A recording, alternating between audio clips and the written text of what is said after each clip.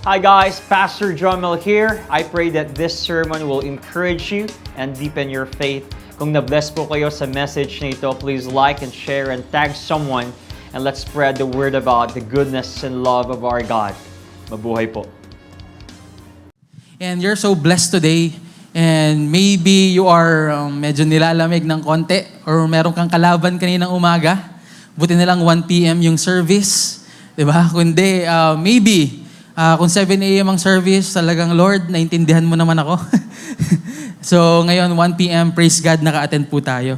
And church, I just want to remind you na nasa second half na po tayo ng taon. Amen? So sabi nga ni Kuya Doc Joshua kanina, ang bilis ng panahon, di ba? Parang yung January lang, kailan lang ay may mga goals po tayo, may mga pinagpipray tayo, and may mga prayer list tayo. And then sabi mo pa nga noong January, anong sabi mo? Sa'yo ang taon na to, di ba? Ang imot mo. Sa akin ang taon na to, di mo mabigay yung June sa akin. Birthday ko yun. And may mga plans tayo sa family, sa work, sa ministry. Pero ngayon, August na. And nasa second half na po tayo ng taon. Palakpakan natin ang Panginoon, nakasurvive ka. Nandito ka ngayon. And hindi ibig sabihin ay malayo na, ay tayo po ay certain na sa buhay natin. Actually, marami sa atin na habang tumatagal yung panahon, mas lalong nagkakaroon tayo or dumadami yung mga tanong natin sa buhay natin. And, tag-ulan na rin at last sa mga people na talagang initan. For some people, ito ay cozy season, malamig, tama? Nakakatamad magtrabaho, and masarap magkape. Masarap matulog habang umuulan.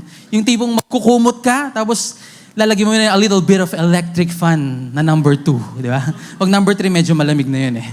So, yun yung mga kailangan natin, Netflix and kumot. Okay? Tapos, and then chill. Pero, I just want to tell you, hindi lahat po tayo ay cozy ang ulan. May mga pamilya na kapag umuulan, hindi nila iniisip kung anong series na papanoorin nila. Pero ang iniisip nila is, papasukin ba ng tubig yung bahay? May mga tao tayong kasama na nagko-commute or hindi nagko-commute, still, nagmamotor pa rin kahit maulan. May mga empleyado na iniisip kung sapat ba ang budget at kung kakayanin ba ng mic ko ngayong araw. Ayan, nagmamatay-matay siya eh. Di ba, may mga tao naghihintay ng result application, may mga taong may sakit, may problem sa family, may relationship na uncertain. May mga tao, for those of you na pinagpipray yung mga kamag-anak natin na gumaling sila, may mga ministry sa ibang churches na hindi alam kung saan pupunta yung ministry. May future ngayon. Second half na ng taon, pero still di mo makita yung future. Same rain, but different realities. And maybe iyon ang picture ng buhay natin ngayon. Pare-pareho tayong nasa second half na ng year, pero iba yung reality na hinaharap natin. And maybe some of us here are entering sa season ng buhay natin na sinasabi natin kay Lord, Lord, hindi ko pa napuntahan itong season na to. Hindi ko pa naranasan to. Ngayon lang ko nakita tong season na to. Ngayon ko lang nakita yung problema na to. Ngayon ko lang nakita yung biyayang ito. Hindi ko alam kung paano ito haharapin. And interestingly, habang nagkwekwentuhan kayo dyan, joke lang, and interestingly, ito ang sinasabi ng Israel sa Joshua. Konti lang tayo ngayon. Kitang-kita kayo lahat. Itong sinasabi ng Israel sa Joshua 3 ay medyo sila ay binigyan ng biyaya ng Panginoon. And I just want to tell you the context. But sa Joshua 3, ang kanilang kalagayan ay they are uncertain. You say uncertain. Ayan. Ito yung sinasabi ng Joshua 3 sa pag-uusapan natin ngayon. Kaya ang title of the message or of our message for today is, For you have not passed this way before. For you have not passed this way before. O bago lang sa itong sitwasyon na to. And nasa series break po tayo ng ating last time natapos ng ating series na Libro ni James. But for our series break, ang title ay Libro ng Diyos. Ayan, papakita mo. Ayan, series break tayo. Libro ng Diyos. Gets nyo? Baka libro ng Diyos or libro ng Josh, which is the Joshua. And then I have a close friend named Joshua Menjola. Okay? Iba pa pala, no? Dahil sa sobrang daming Joshua ang kakilala natin, no? Si Waps. Okay, di pa pala yun. Okay. But interestingly, sa buhay natin ngayon, sometimes it's uncertain. Amen? And before tayo pumunta sa Joshua 3, kailangan maintindihan natin kung gaano kaibigat yung moment na to. I just want to let you share a story today. Kaya sabihin mo sa katabi mo, story time. Story time. Hindi ikaw ang magkikwento sa kanya. Okay? Ibig sabihin, ako yung magkikwento sa inyo ngayong araw. You know, for generations, ito rin yung preaching ni Bishop kanina somehow. For generation, the Israelites had lived in Egypt. May mga pinili na tao ang Panginoon, ang pangalan nila, ito yung mga Israelites. And from Abraham, pinangakuan ng Panginoon na sila ay magiging nation. And eventually, they become oppressed and enslaved sa Egypt. But nung sila ay oppressed sa Egypt during this time, for how many years? For 100 years, sila ay inalipin sa Egypt. Ito mga piniling tao ng Panginoon. But God remembered His covenant with Abraham, Isaac, and Jacob. And doon sa scenario yun, when they are slave in Egypt, God raised Moses, someone, para gamitin, and the Lord confronted Pharaoh through Moses. Are you getting the story? Okay, may piniling tao, ang si Lord na pinangako kay Abraham, ang pangalan ay mga Israelites. Okay, come on, children. Sabay-sabay tayo. Ang mga taong yun ay yung mga Israelites. And these Israelites ay, nung sila ay napunta sa Egypt, inalipan sila for 400 years. Alipin sila doon. Ibig sabihin ng pinakamataas na tungkulin mo o pwede mo maging trabaho ay una, alipin ka. Ganun yung siguro pag nagtatanungan sila ng mga pangarap, ikaw, anong gusto mong pangarap sa kalaro niyang alipin? Ay, gusto ko maging chief alipin someday. Ako yung boss doon sa bahay. Dapat ako yung magano sa kusina. Ganon. Ang alam lang nilang gawin is to be a slave during their time. But God remembered this covenant with Abraham, Isaac, and Jacob, and God raised Moses para alisin yung Israelites sa pagkaalipin sa Egypt, and then sila ay ilagay sa isang lugar na ipinangako ng Panginoon, which is Canaan, to the promised land.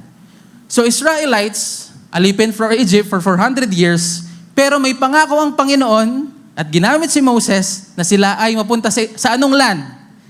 Canaan, which is the promised land. And then the Lord confronted Pharaoh. Sabi niya, Pharaoh, may sakit ka, meron kang lema. Ano yung lema? Lema people go. Sabi niya din. English kasi kaya di yung maintindihan yung joke. Okay? So, you know. Ayan, dito si Princess. So, I need to, you know what, man? Okay. So, lema people go. And plagues came. Ito na po yung mga nangyari. Plagues came para kausapin si Pharaoh. Kung di mo aalisin yung mga tao ko, yung mga pinili kong tao, ay ikaw ay papadalahan ko ng mga salot. And then Passover happened. And this time, the Red Sea opened. When sila ay nakatakas na sa Egypt, sila ay napunta sa isang wilderness. And then in front of them is the Red Sea. And then behind them is Pharaoh's armies na habol sa kanila. Ito na yung greatest miracle na nangyari during this time kay Moses, na si Moses, hinati niya yung dagat. Okay? Nag-aabang kayo ng ibang term. Ayan. So imagine nyo na lang yung reputation ni Moses sa Israel. Ito yung leader, si Moses, ito yung leader na ginamit ng Diyos nung bumukha yung Red Sea. You can see in the picture. Si Moses, ito yung leader na umakyat sa Mount Sinai and then nakipag-usap sa Panginoon at tumanggap ng law. And for 40 years, si Moses na leader ng Israelites had been a dominant human leader of Israel.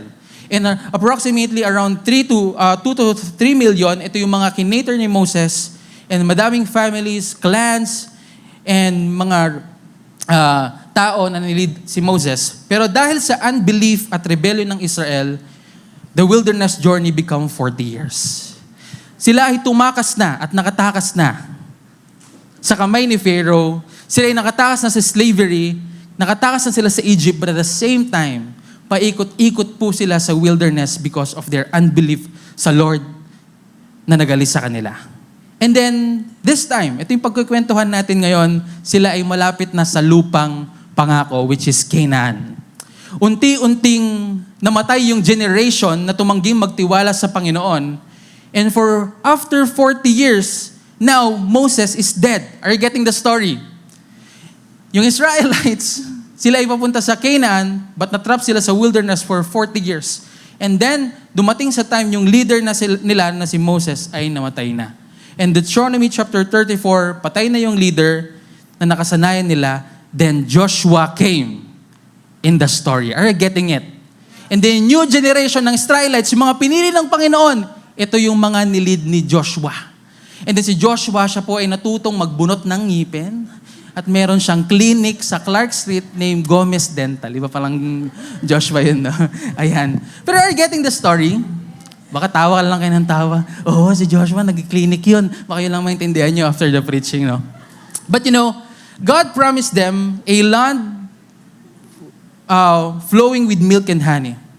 Pero hindi ibig sabihin na sa promised land na yon automatic po na wala ng opposition. They still had to cross the Jordan River na naghahati between sa kanilang mga pangako. They still had to face Jericho. They still had to fight battles. They still had to trust God. And geographically, nasaan na yung mga Israelites during Joshua time? Sila po ay nasa harap ng Jordan River. I'm just telling you the context and the background of the story. Sila ay nasa wilderness 40 years, but dito sa story ng Joshua, sila ay nasa harapan, Joshua 3, sila ay nasa harapan ng Jordan River. And then across that river, ito na yung Canaan, which is yung pangako ng Panginoon. The promise was there. Pero ang tubig ay nasa harapan nila. Are you getting it? And Joshua 3 tells us later that Jordan was overflowing its bank because it's harvest time. Parang ang Jordan during this time ay rumaragas ang tubig at hindi lang to maliit na creek. This was a serious natural barrier. Look at this. Nasa harapan na nila yung pangako ng Panginoon. Pero between yung pangako ng Panginoon is yung Jordan River. Are you getting the story? May mga pinili si Lord na mga tao, to summarize it, for 40 years, nag-wander sila sa wilderness. And then may pangako ang Panginoon sa kanya during the wilderness time na dadalhin namin kayo sa land which is flowing with milk and honey. But for this time, sila ay nasa harapan na nung pangako ng Panginoon. Sila ay papasok na dun sa land. Pero may namamagitan sa kanila. Yun ang Jordan River na rumaragasa. May Jordan River sa pagitan nila. And hindi ko muna kayo i-spoil dun sa story because we're gonna talk about this today. Pero ang i-spoil ko sa inyo ngayong araw, because I get your attention, isang kalaban pala ni Spider-Man. I see. Ayan, ito. Mali yata yung napanood ko. Iba yata yan, di ba? Ayan. Maling pelikula yung nanood ko kasi sa bus ko lang yung napanood, okay? So, before, sobrang seryoso nyo eh, no? Ayan, so, pwede ba tayong mag-pray saglit? Pagkatapos pinakita yung picture, nakakatawa, i-pray saglit eh, no? So, let's pray, mag-pray tayo saglit. Let's bow our heads and let's pray. Lord Jesus, we thank you for this time. God, bless our hearts for today so we can perceive you, Panginoon. Lord, let your Holy Spirit come in our life today, Panginoon. Naway kayo pong mangusap sa amin. Maybe these words are words, Panginoon, na pinipare ng isang preacher, but this is your word. Therefore, Lord, let your word ma-reveal sa mga tao, Holy Spirit, and help us to reveal it, O God. And naway, Lord, gently speak to us. And Lord, naway maintindihan namin yung mga salita nyo ngayong araw. Bukod pa dyan, Panginoon, naway ma-obey namin kayo and always trust your words every time. So we thank you and we bless you, Jesus. In Jesus' name we pray. Amen and amen. Ito yung seryosong tanong ko sa inyo. Ayan, kanina lang yun kasi intro. Kasi medyo malamig. And this is my question for you today. How do you move forward when you're entering a place you have never been before? Wow. This is so good. Paano kayo gagalaw pag kayo ay napunta sa isang sitwasyon na hindi nyo pa ito nakita? Maybe tayo sa mga grade 1 to grade 6, may mga nakasanayan na tayo, papasok ka and then maliligo, kakain, papasok. Tapos, paano? What if, sa moment ng buhay mo, nakaranas ka ng isang experience na hindi ko pa ito nakita before? Just like the Israelites, for 40 years, sila ay paikot-ikot sa wilderness. Sila ay kumakain ng mana na binibigay ng Panginoon. Sila ay naririnig yung pangako ng Panginoon. Someday, kayo ay makakarating sa Canaan or sa Promised Land. Pero sila, inalis na sa Egypt, at the same time, sila ay nasa harapan na ng pangako sa Panginoon bago sa kanila to. Maybe kabisado na nila si Moses, kabisado na nila yung mga sapatos nila because during their time, wala naman nag-produce ng sapatos. Pero still, hindi walang nakamatay sa kanila except the previous generation. Pero this time, papasok na sila sa Canaan bago sa kanila itong pangyayaring to. Kapag first time mo maging parent, ano sa tingin mo yung situation? Paano ka magre-respond? Kapag bago ka sa trabahong yon, bagong school, bagong responsibility, o kaya kapag may problema ka na hindi mo pa nararanasan before, how will you respond? Kapag may desisyon kang kailangan gawin pero hindi mo alam ang next step, paano yung gagawin mo? Kapag may opportunity sa harap mo pero hindi mo sure kung para sa'yo ba talaga, anong response mo? Paano pag nasa harap mo na yung Jordan, and you're one step away of that promise, ano ang pwede mong response? What will be your response? Will you rush ahead? Or would you depend on your own strategy? Magpa-planning ka ba muna? Or sa tingin mo, you will sharpen your weapons because you're going to battle? Or you will let God go first? Because Joshua 3 gave us 3 things for today. Nung sila ay nasa harapan na ng pangako ng Panginoon, ang namamagitan na lang ay ang Jordan River, merong ginawa ang Panginoon sa kanila. Point number 1, let God go first. Let God go first. Basahin natin yung scripture ng Joshua 3 verse 3 to 4. Kanina nilay ko yung context, but for this time, basahin lang natin yung Joshua 3 verse 3 to 4. If you have your Bible, you can see it clearly because malit po yung mga text natin dito sa harapan. Pero kung meron kang Bible, buksan mo yung Bible mo sa Joshua 3 verse 3 to 4. And it's interesting for us because ito na, yung kinumad ng Panginoon nung sila ay nasa harapan na ng kanilang pangako. And commanded the people, as soon as you see the Ark of the Covenant of the Lord your God being carried by the Levitical priest, then you shall set out from your place and follow it. Yet there shall be a distance between you and it, about 200 cubits in length. Do not come near it, in order that you may know the way you shall go, for you have not passed this way before. Are you getting the story already? Alam na ba natin yung context? Sila ay nasa harapan na ng pangako ng Panginoon. Pero sa harapan nila ay ang Jordan River. Ulit-ulitin ko lang yon. Imagine nyo yung scenario, for 40 years of wandering, dumating na sila ang Israel sa Jordan River, nasa kabilang side na yung promised land. Pero bago sila tumawid, naghintay muna sila ng 3 days. And then after 3 days, ito na yung binasa natin, then the officers gave this instruction, as soon as you see the Ark of the Covenant of the Lord. Pag nakita niyo daw yung Ark of the Covenant of the Lord, yung Ark of the Covenant, explain lang natin ng konti, dito sa picture, ang Ark of the Covenant, ito po yung parang chest siya, dito sa picture, parang itong sacred chest na ipinagawa ng Diyos kay Moses. To give you a context or background, pero simplify ko lang, dinadala ito ng mga appointed priests and Levites, and it is a sign na ang pangako at yung holy presence and rule ng Panginoon and faithfulness ng Diyos ay nasa gitna ng Israel. Are you getting it? Itong Ark of the Covenant, para siyang chest na dinadala ng mga priests, and it talks about the presence of the Lord, na yung kanyang ruling, kanyang presence, at yung covenant niya or yung pangako na sila yung makakatawid sa promised land ay kasama nila during their journey. Are you getting it? Hindi nasa back si Lord dito sa Ark of the Covenant. Hindi rin to si Lord mismo, pero ito yung speaks about. It's a sign na ito ay kasama nila ang Panginoon. And I just want you to figure out the sequence. Uulitin ko. Nasa harapan na sila ng pangako. But notice the sequence. Bako gumalaw ang Israel, kailangan, ang sabi dito, gumalaw muna yung Ark of the Covenant. Ark goes first. Are you getting the story? Si Moses namatay on Deuteronomy chapter 34. Pero merong isang leader na binibuild up ng Panginoon, which is si Joshua. Maybe bakit hindi sinabi sa Bible na dapat si Joshua yung mauna? Or Joshua, mag-prepare ka ng military plan. O kaya Joshua, mag-prepare ka ng mga planning kasi tayo papasok na sa pangako. Pero bakit dito sa story ang sinabi, andito na yung pangako, pero kailangan yung ark yung mauna. Kailangan yung presence ng Panginoon ang mauna. And verse 4 says here, kaya dapat yung Ark of the Covenant yung mauuna o yung presensya ng Panginoon ang mauuna.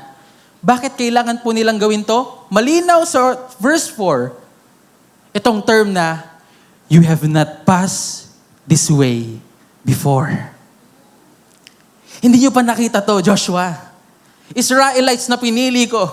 Hindi nyo pa nakita tong lugar na to. You are entering an unfamiliar story or territory. Hindi nyo pa alam yung daan, hindi nyo pa alam yung mga kalaban, hindi nyo pa alam yung mga battles, hindi nyo alam na ang first city na kakalabanin nyo is fortified walls, which is yung Jericho, na merong malaking defense system.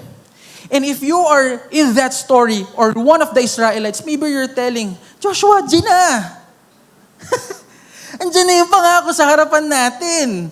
Baka pwedeng gawa na lang tayo ng bangka. Baka pwedeng yung mga malalakas na tao, harangin na lang nila, di ba? Yung tubig. Ba't ko naisip yun?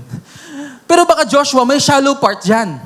Baka pwede tayo mag-planning, mag-improvise na lang tayo, gumawa tayo ng bangka, unahin natin yung mga malalakas, diskartehan na lang natin, pero bakit may ark pa?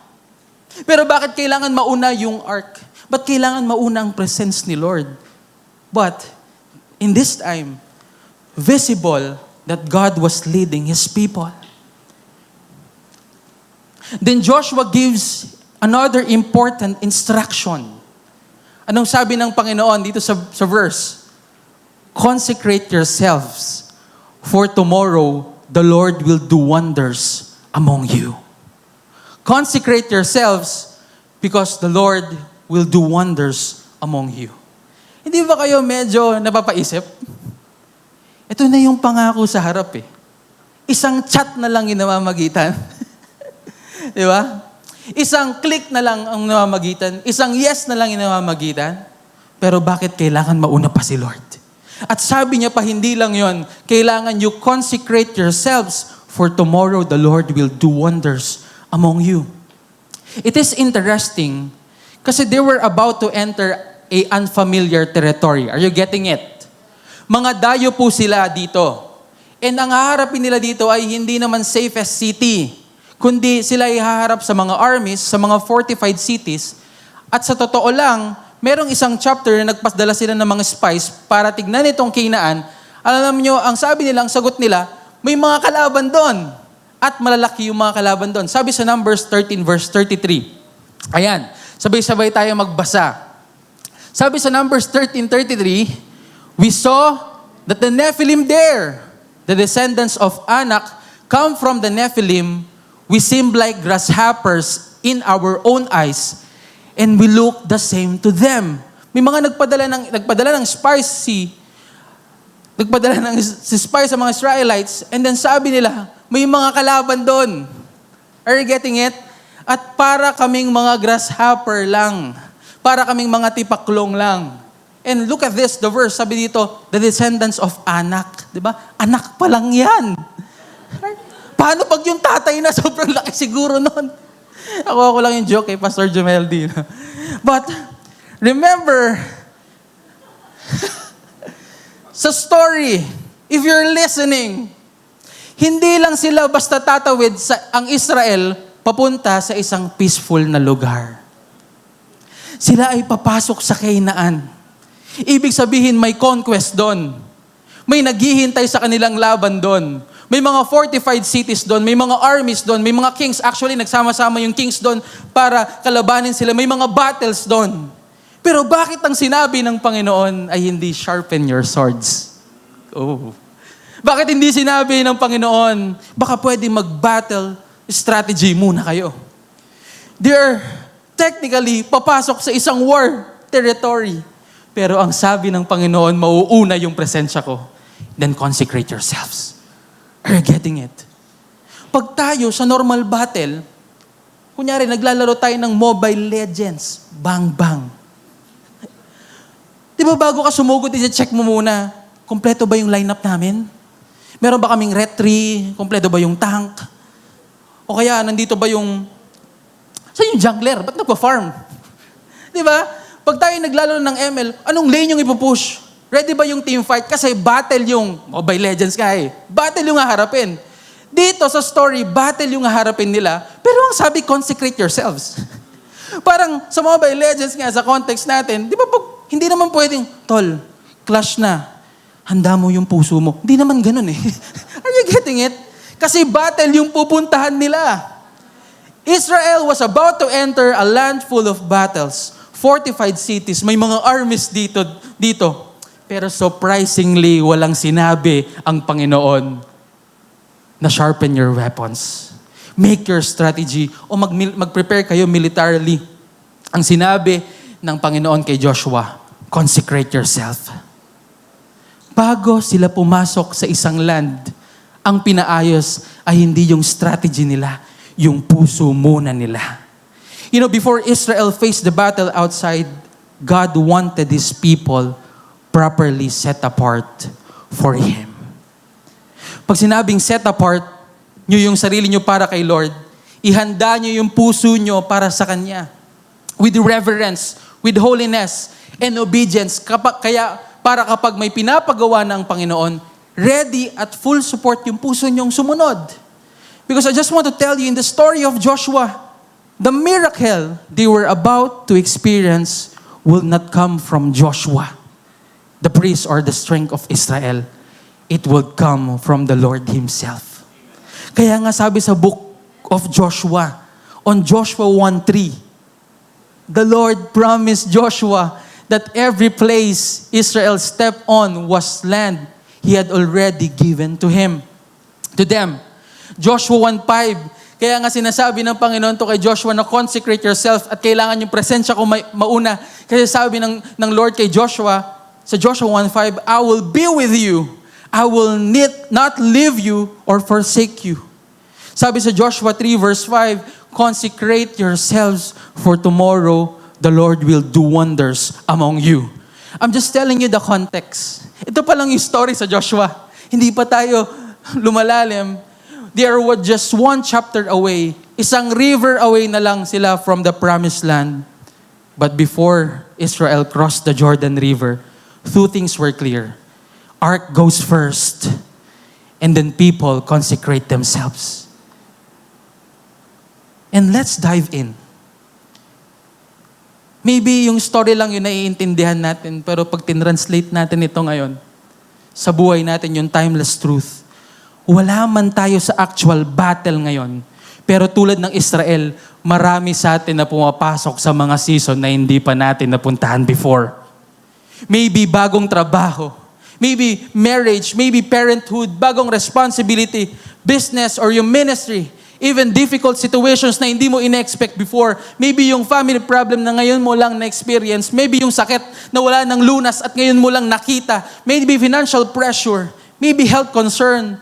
Maybe uncertainty sa future mo.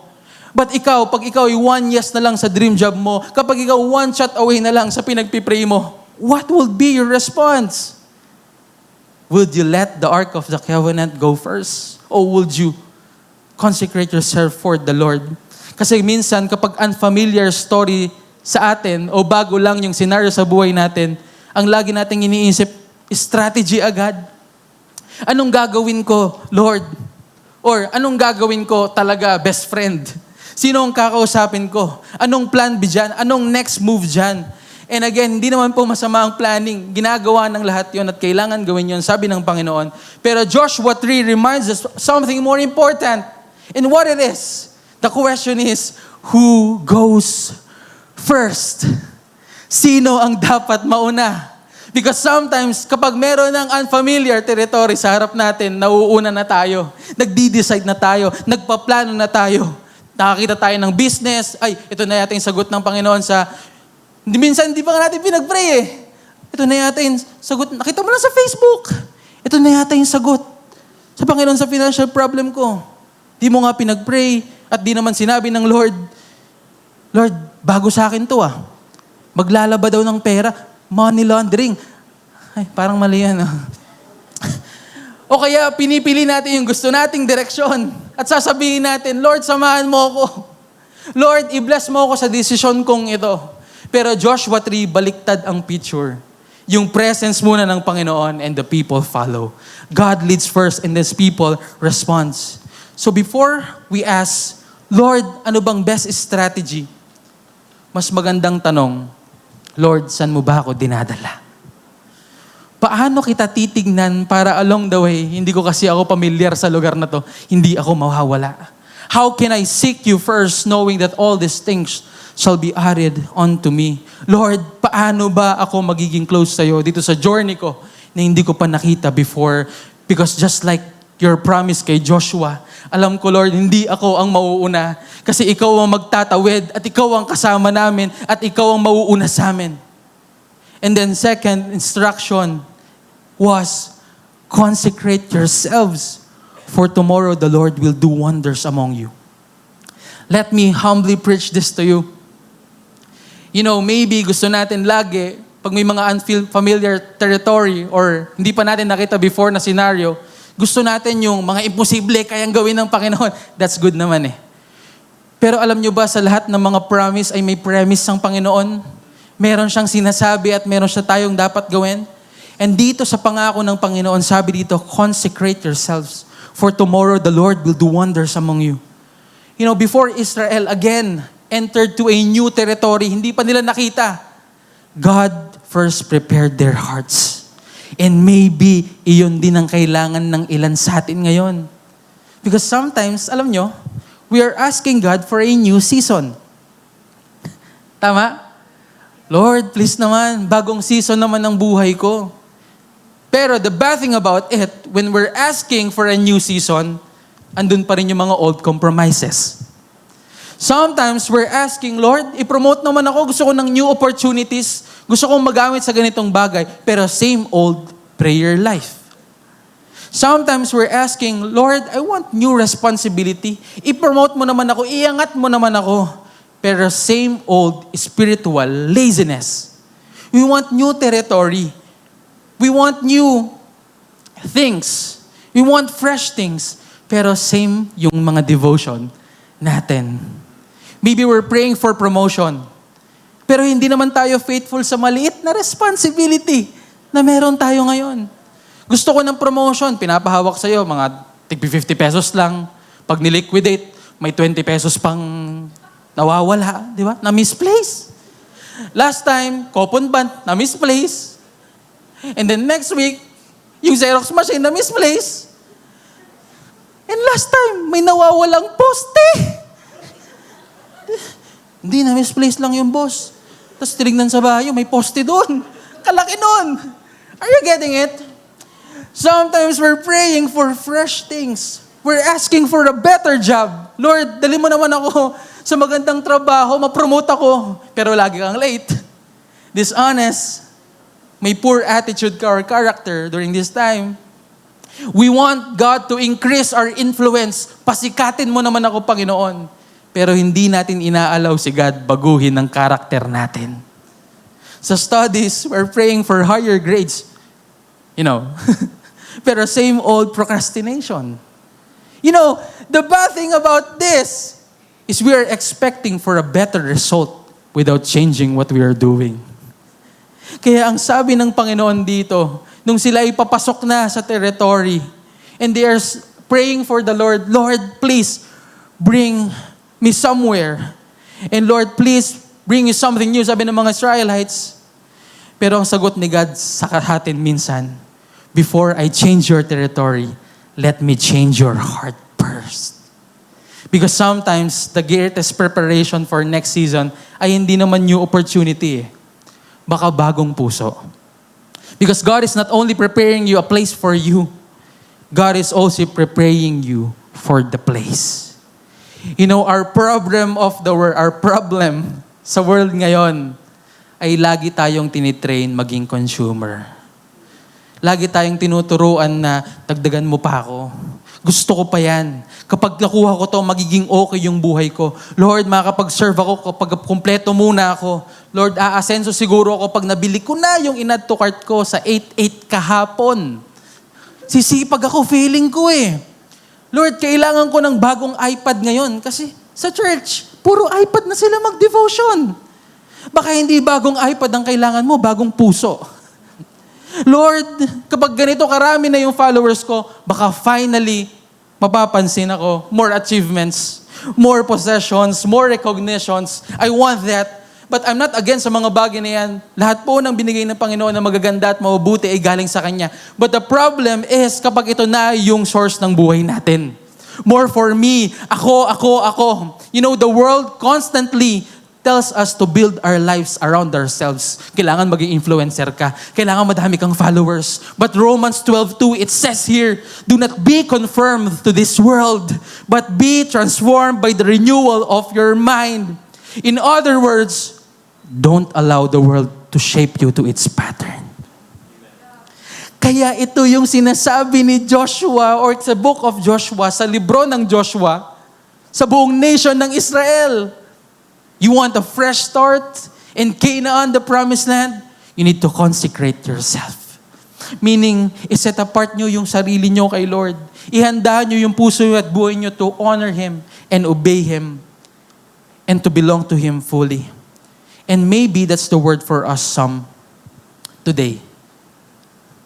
Baka naman hindi naman add ng add ang kailangan mo ngayon.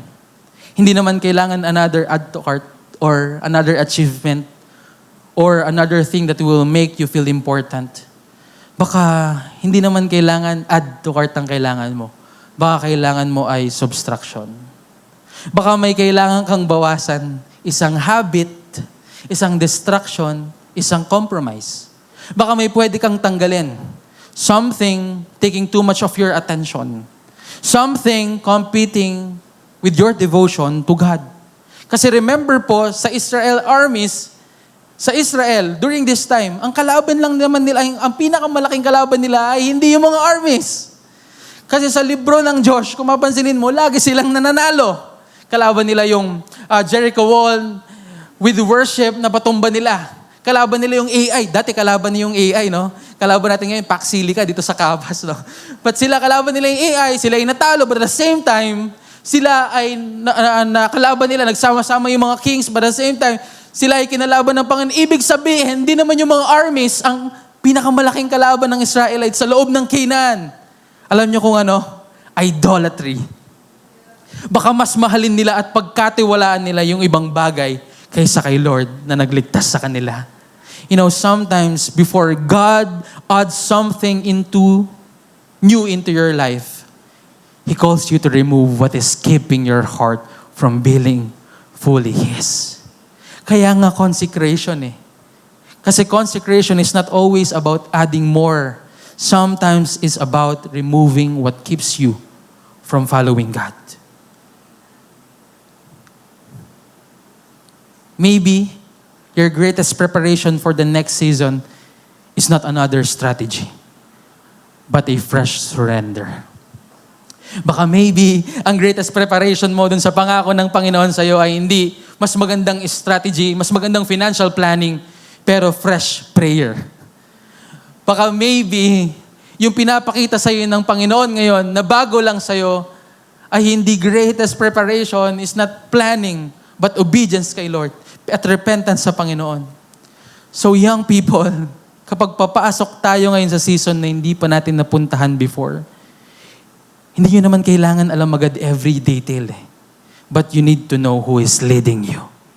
Because if God is bringing you to new territory, don't only prepare your plans, you need to prepare your heart. Let God go first and be ready to follow. Because you may not know the territory, but God already knows the way. Can we clap our hands to Jesus for this time? Ayan. So that's point 1. And then point 2 po tayo. The God who brought you before is still the God today. Pwede bang tapikin mo yung katabi mo? Seryoso ka masyado. Seryoso ka masyado. Tense na tense yan. Okay? But, point number 2 today. Natuto ba tayo sa point number 1? Okay. So Lord muna. And then, consecrate yourself. But point number 2. The God who brought you through before is still the God today. Recap lang tayo. Nasa harapan na po sila ng Jordan. Tama?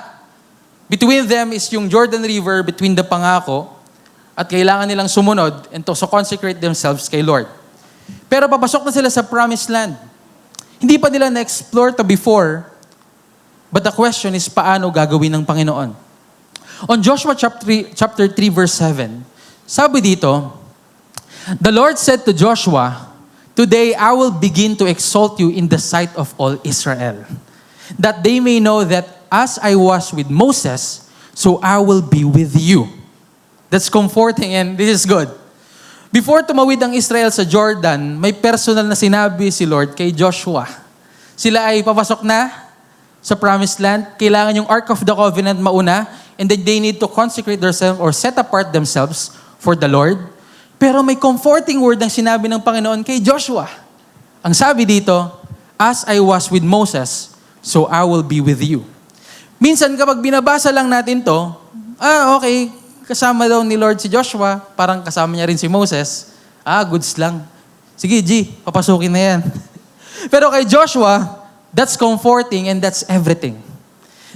Napakabigat po ng statement na to because Moses was already dead for this time. For 40 years, si Moses, leader ng Israelites. Siya yung ginamit ng Diyos para harapin si Pharaoh at ilabas ang Israel mula sa slavery out of Egypt. And one of the greatest moments during the leadership of Moses is harapin yung Red Sea. Okay? And then, pamamagitan ni Moses, ang ginawa niya ay hinati niya yung dagat. And after makalabas ng Israel sa Egypt, hinabol sila ni Pharaoh at yung kanyang army. And imagine nyo na lang po yung scenario, nasa likod nila yung Egyptian army, and in front of them is Red Sea, parang walang way out. It means, during time of Moses, ang nangyari ay, parang nangyari ay, si Moses ay ginamit ng Panginoon at sabi niya, iunat mo yung kamay mo sa ibabaw ng dagat, then the Lord caused the waters to divide. And ang nangyari, yung buong Israelites ay lumakat po dun sa dagat na yon. Are you getting the story? Or medyo nalito kayo? Kay Moses, yung armies nasa likod nila. Pero nasa harapan sila ng Red Sea. Pero through Moses, na ginamit ng Panginoon, sila ay nakalakad doon sa Red Sea ng dry ground dahil binuka ng Panginoon in the picture. Ligtas na nakatawid ang buong nation ng Israelites sa kabila. And then during Moses' time, God made the way when there was no way. Walang daan during Moses' time. Pharaoh's army is behind them and the Red Sea is in front of them. Pero ang Panginoon ay gumawa ng literal na daan for them. And years later, Moses is gone. Now, kaya sinasabi ko na big deal to para kay Joshua. Bakit? Kasi Joshua is now leading the new generation of Israelites. Pero may tubig sa harapan nila. And this time, di na Red Sea yung nasa harapan nila, pero Jordan River. And before they cross Israel, God told Joshua, as I was with Moses, so I will be with you. Joshua 4:23. Sabi dito, for the Lord your God dried up the waters of the Jordan for you until you pass over, as the Lord your God did to the Red Sea, which He dried up for us until we pass over. And going back sa story, sila po ay nasa harapan na ng pangako ng Panginoon. Uulit-ulitin lang natin. Tapos yung Ark of the Covenant ay kasama nilang naglalakad, nauuna sa kanila, and then they consecrate themselves. At nung humakbang na yung mga priests, yung presence ng Panginoon, or yung dala nila yung presence ng Panginoon dun sa harapan ng Jordan River, ang nangyari, habang sila ay naglalakad, at in-step nila yung mga paa nila dun sa Jordan River na rumaragasa, ang nangyari, huminto ang tubig. Pero hindi po natatapos yung miracle doon. Ang nangyari, yung tubig na parang nangyari doon sa Red Sea ay nangyari din sa Jordan River. At tumuwid yung buong Israel. Imagine nyo lang yung scenario sa mga harapan nila. Isang buong nation, may mga pamilya po dyan, may mga livestock, matatanda at bata at lahat dinadala nila sabay-sabay. Dumadaan sila sa gitna ng Jordan. And Joshua 3:17 says, habang tumatawid ang buong Israel, yung Jordan River na tuyo at tuyong-tuyo. Hindi putik, hindi mababaw na tubig, ibig sabihin, dry ground. You know, the river that was standing between them and Promised Land was now behind them. And you know what? God brought His people across. Kaya sabi sa Joshua 4:23, connects the two miracles. For the Lord your God dried up the waters of the Jordan for you until you pass over, as the Lord your God did to the Red Sea, which He dried up, which He dried up for us until we pass over. And before Red Sea, now Jordan River muna. Naman ngayon. Before Moses, now Joshua. Init na init ako. Kaya nahirapan ako. Just bear with me. Ngiti kayo sa akin para mas masaya ako. Ayan, sobrang init. Before Red Sea, now Jordan River. Before Moses, now si Joshua naman. Before, God was bringing His people out of Egypt. But for this time, God was bringing His people into the Promised Land. Imagine nyo, different yung leader. Different yung generation, different yung river, different yung season. Hindi pa nila nakita to before. Pero I just want to bring you good news. Meron silang same God. Kaya ang pangako ng Diyos ay hindi naman kaya ko na gawin yan eh. Hindi. Ang sabi niya, as I was with Moses, kasama kita, Joshua. Kaya yung people, dito tayo ko-connect ngayon. Sometimes kapag nagbabago ang season, parang feeling natin nagbago na rin ng Lord na pinag-prayan natin, ng mga answered prayers natin. Kapag okay yung finances, madaling sabihin, Lord, you provide. Pero kapag gawat season na, Lord, magpo-provide ka pa rin ba? Kapag healthy ang family, sinasabi natin, Lord, sobrang faithful mo naman. Pero kapag may sickness or unexpected health problems, Lord, faithful ka pa rin ba? Kapag okay ang work or yung relationship or yung even yung ministry natin, madaling magtiwala eh. Pero kapag biglang nagbago ang sitwasyon, minsan pati yung confidence natin kay God, nagbabago at natitinag. Pero look at the Israelites. Before, they were standing in front of the Red Sea. Ngayon, they were standing in front of the Jordan River. Different obstacle, different situation, different scenario sa buhay nila, but different generation, different yung season. Hindi pa nila nakita ito before. Pero I just want to tell you good news. The same God was with them. You know, remember our introduction kanina. Same rain, pero different realities. For some people, these seasons feels comfortable. Ang sarap, naka-comforter ka. But for others, this seasons feels heavy. Maybe you're looking at the second half of the year and then patapos na, magpapasko na, pero ganito pa rin. Maybe ikaw yung taong, Lord, di ko alam kung saan talaga manggagaling yung next provision. Lord, hindi ko pa alam kung tatawagan pa rin ako. Hindi ko alam kung yung result. Hindi ko alam kung maaayos pa to. Lord, hindi ko alam kung anong mangyayaring next. Maybe, iba na yung river na nasa harapan mo ngayon. Pero Joshua 3 and 4 reminds us that the God who was faithful before is still faithful today. Your circumstances may change. Pwede magbago yung season ng buhay natin. Pwede magbago yung mga tao sa paligid natin. But God has not changed. Hindi nagbabago ang Panginoon. Hindi ang nagbabago ang Panginoon na kasama natin ngayon. But God na hindi nagbabago, the same God doesn't always mean same method. Kasi sa Jordan o sa Red Sea, God told Moses to stretch out his hand. Pero sa Jordan River, the priest carrying the ark stepped in the water and then bumuka yung Jordan River. You know, different method but same God. Because sometimes, in-emphasize ko to, because sometimes ang struggle natin, we remember how God answered before. Kaya ine-expect natin ngayon, ganun exactly yung gagawin niya uli. Di ba? Dati, si Lord nag-provide ng finances sa atin. We think na ganun din siya. Magpo-provide uli. Isang quick question lang. Or quiz lang tayo konti. Sa mga planeta, anong susunod sa Mars? Diba?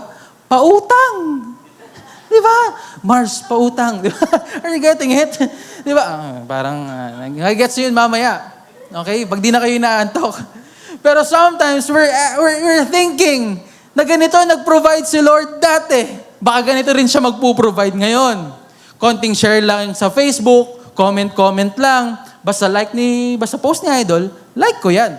Tapos iPhone 17 Pro Max ka na. We think na gano'n magpo-provide si Lord. Dati ito yung ginamit mong tao, Lord. Dati ito yung door na binuksan mo, Panginoon. But you know, God is not limited to the method He used before. Maybe this time, ibang way naman. Ibang tao naman yung ibibless mo, ibang opportunity naman, ibang proseso naman, at ibang pinto naman ang bubuksan. So maybe the river in front of you today is different from the one you crossed before. But the God is standing with you today is still the same faithful God. Different river, but the same God. Kaya sabi sa Hebrews 13:8, it says here, Jesus Christ is the same yesterday, today, and forever.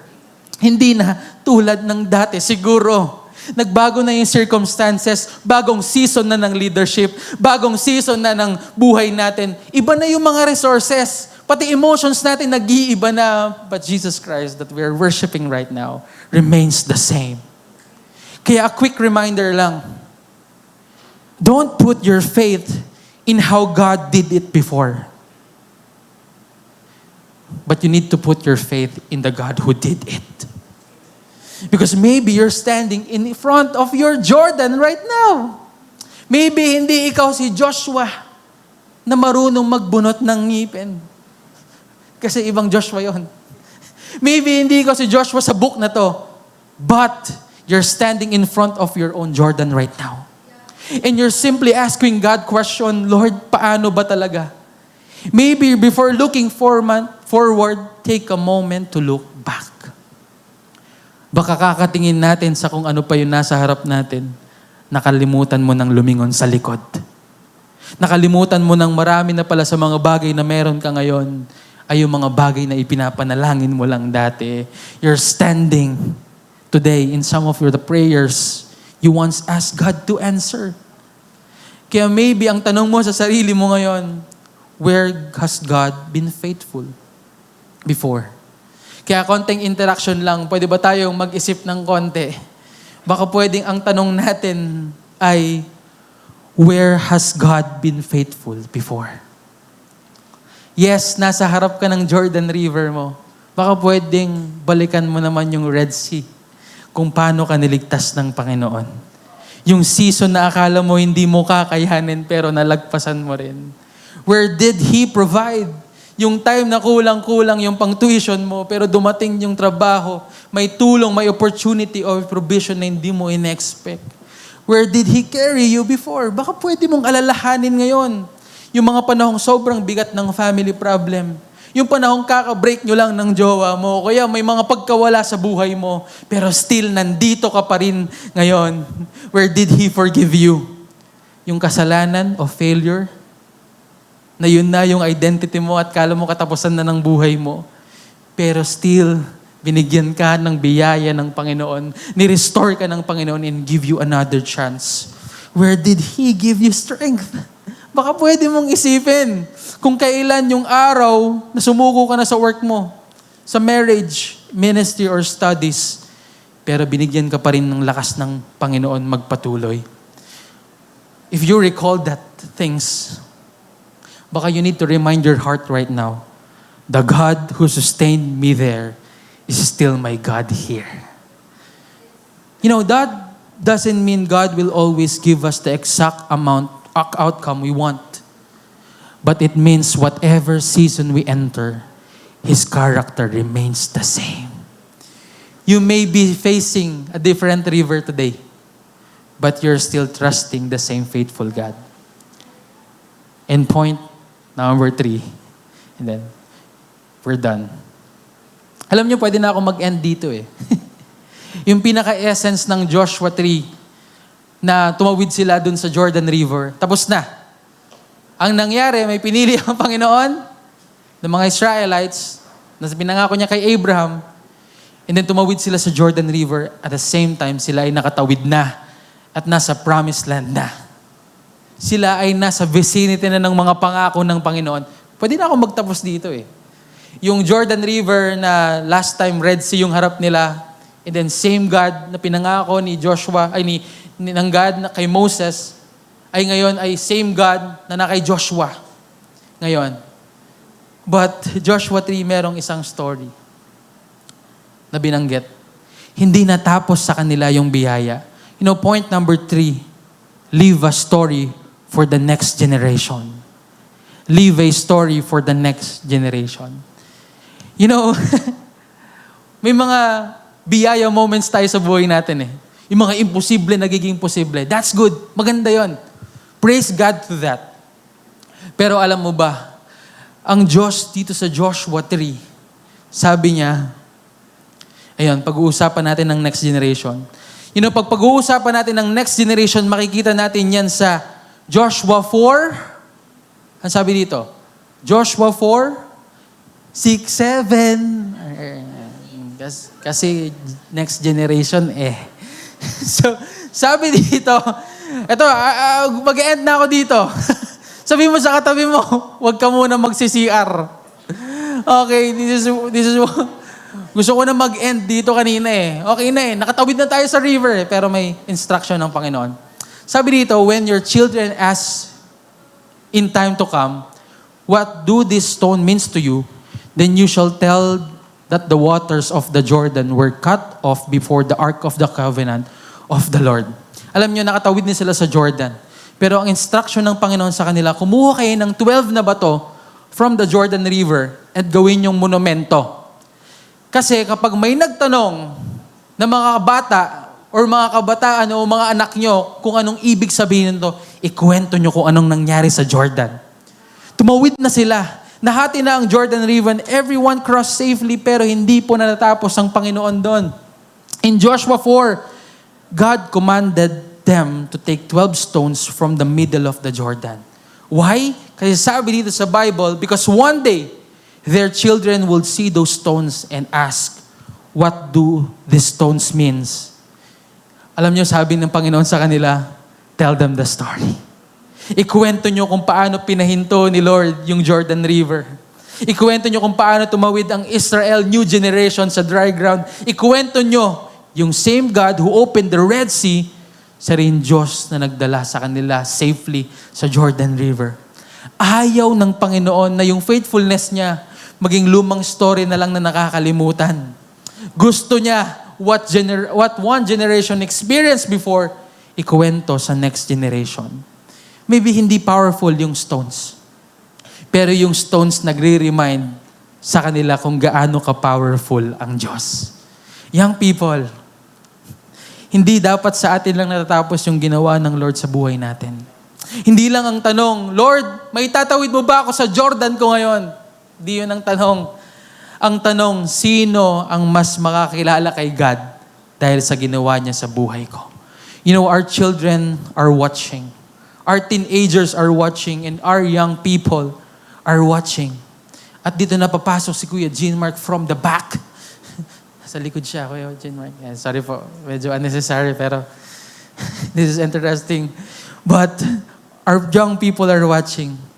Nakikita nila kung Sunday service lang ba tayo mabahit o kung si Jesus ba talaga ang center ng buhay natin from Monday to Saturday. And last time, kami po ng teens ministers, ayan, nag-meet kami from somewhere. And then, ulitin ko, yung kasama ko sa teens ay si Danny, nandyan siya masaya. Si Michael, di naman siya ganun kaputi. Si Nika, sobrang thankful kay Lord. And then, this is testimony part, okay? And, minention ko itong mga taong to. Alam niyo bakit? Hindi naman dahil di ganun kaputi si Michael, pero nagkwentuhan kami. At grabe, yun nangyari na pala sa buhay nila. You know Nika. You know Danny as well. You know Michael. But, alam mo, sila nagkakwentuhan kami, short testimony. Ang nangyari, pas madamdam pag may keyboard. Dear Pastor, joke lang. Sabi ni Nika, praise God. Kuya Je, you know my life. Sabi niya, English? Alam mo yung buhay namin. You know that. Pero si Nika ngayon, he is living in one of her answered prayers. Praise God. Kumbaga, in other terms, pumaldo siya. Joke lang. Paldo si Nika. Ayan, di ba? Talagang inner collegiate. Talagang binili niya lahat ng product sa Watson. Wala siya kasi siya dito. Kaya Nika, kung nandiyan ka man ngayon sa online, I love you. Pero, si Nika ngayon ay, share ko lang, may ambag na siyang malaki sa kanyang family. At the same time, siya ay magpaparenovate na ng bahay. Dapat di ko na sinabi, no? Pero kasi kailangan kong para alam niya yung kwento. Pero kasi knowing Nika, I know her story. And then knowing Danny. Alright? Danny, nasa part na huminto na yung buhay niya. And then, our pastors, someone, encourage him. Alam niyo yung Danny na yon? Parang NG lang, no? Yung Danny na ngayon, 4th year graduating na po ngayon. Si Michael, ayos lang, dyan sa likod. Walang story, no? Pero, ang sabi ko sa kanila, kasi I know you have a lot of stories to tell. Madaming imposibleng bagay ang ginawa sa inyo ng Panginoon. Maybe, that's good.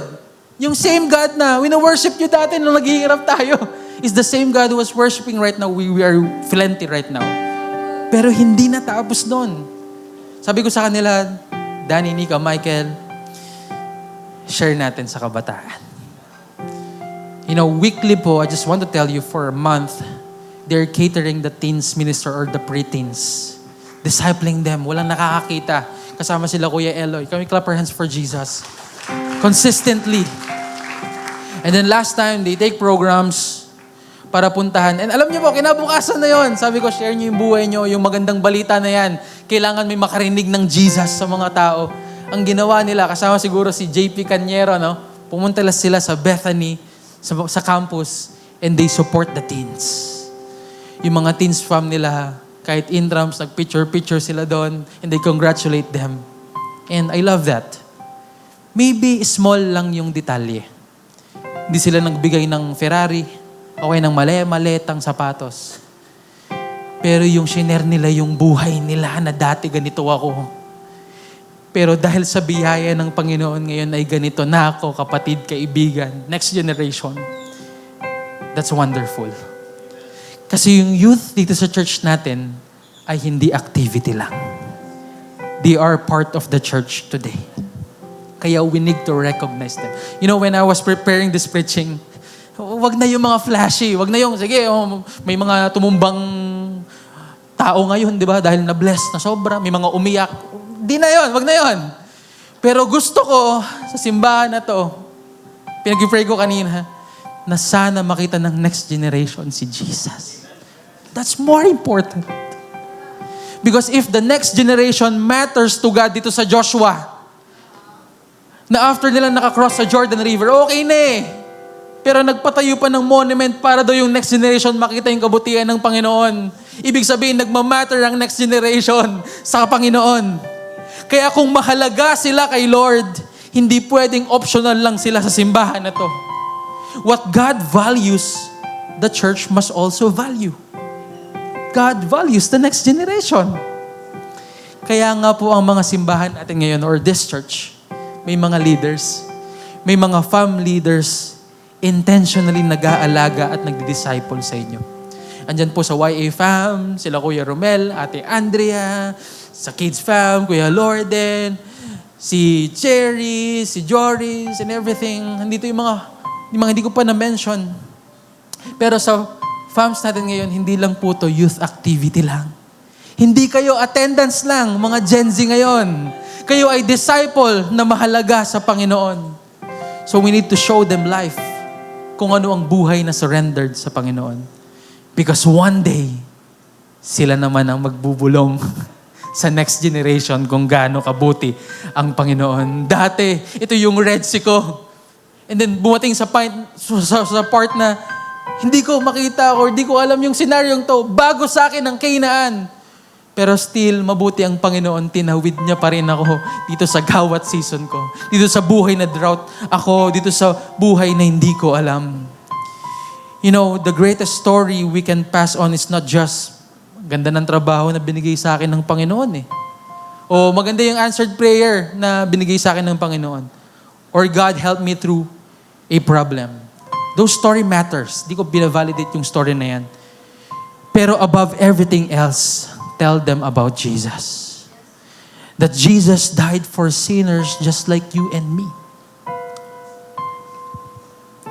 And then Jesus died and rose again, and He saves. He is Lord of all, and our hope is found in Him. Man, don't just cross your Jordan. Huwag ka lang tumawid sa Jordan River. Live a story that points the next generation to God. You know, Israel stood before a road they never passed before. Kaya nga ang title ng ating message ay Have Never Passed Before. And God taught them 3 things. First, let God go first. Yun ang pwede nating makita. Second, remember the same faithful God. But third, don't let the story stop with you. And we will worship the Lord right now. Pwede ba tayong tumayo as we end for today's message?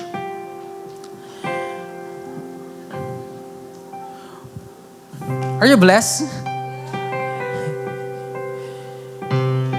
You know, maybe hindi nga ikaw si Joshua eh. Si Pogi yun eh. Joke. Pero hindi nga ikaw si Joshua, maybe Van ang pangalan mo. Pero baka may bagong senaryo sa buhay mo ngayon. Lord, di ko pa ito nakita before eh. Baka pwede tayong manalangin ngayon. Ang unang ipapanalangin natin, Lord, merong isang senaryo sa buhay ko na ngayon ko lang nakita. But I pray today, Lord, you go first. Come on, let's pray.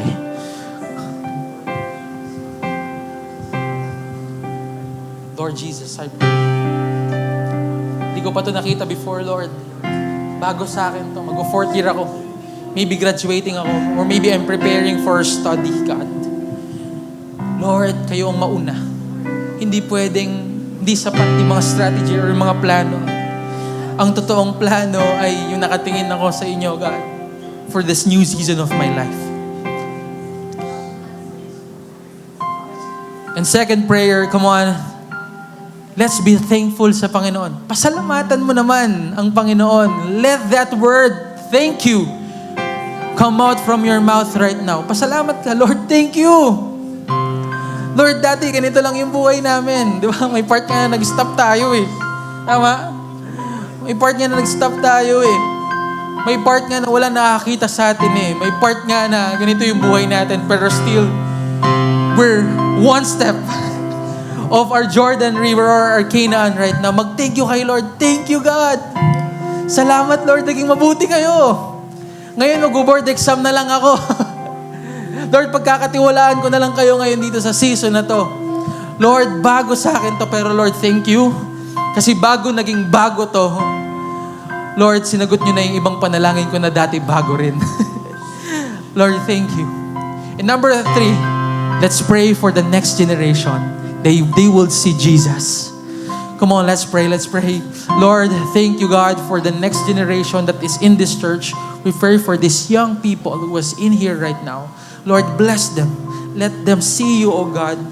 Makita nila kayo. And Lord, mahanap nila kayo, Panginoon. We thank you, Jesus. We thank you, Lord. This is our prayer in Jesus' name. I just want to ask you a question today. Ito, mag-worship na tayo, pero ito yung question ko. Yung sinabi ba ng Diyos kay Joshua that I will be with you, ang pinakatanong ko, nawala ba yung Jordan River sa harapan niya?